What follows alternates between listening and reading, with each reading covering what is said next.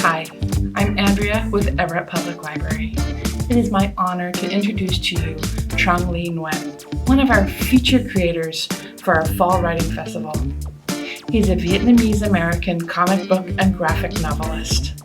You may have seen some of his work in Adventure Time or the Lumberjane graphic novels.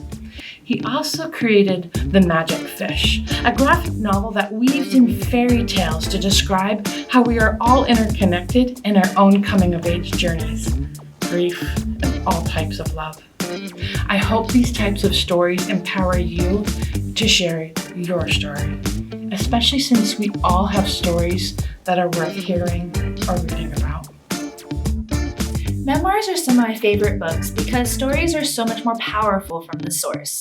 This graphic novel, I Was Their American Dream by Malika Garab, is no exception. Malika is Egyptian-Filipino. She lives with her Filipino family in Cerritos and visits her dad in Egypt every summer. She loves both parts of her cultures equally, but it's hard when people ask her really strange questions like, "What are you? Can you walk like an Egyptian? Oh, you don't look Asian." It's very hard for her to answer these questions and brings up feelings of being the other wherever she goes.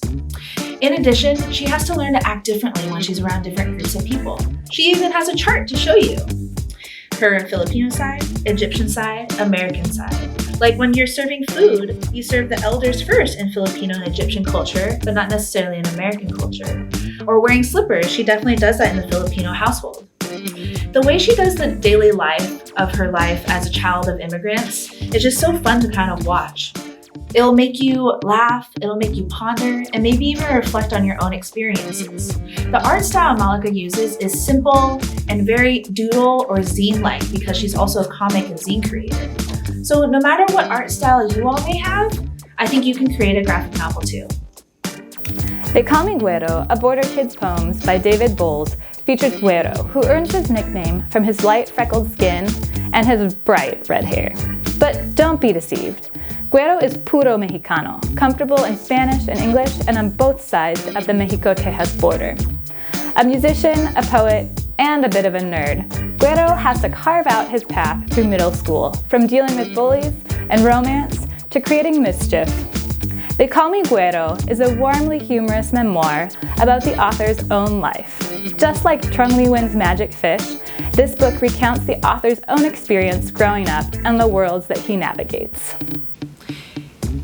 If you like weaving elements of fairy tales and folklore in Magic Fish, you may like Itrail by Ryan and Zana. It's such a dynamically illustrated graphic novel about a boy named Ichiro, whose mother is Japanese and father was an American soldier, before he was killed in combat when Ichiro was very young.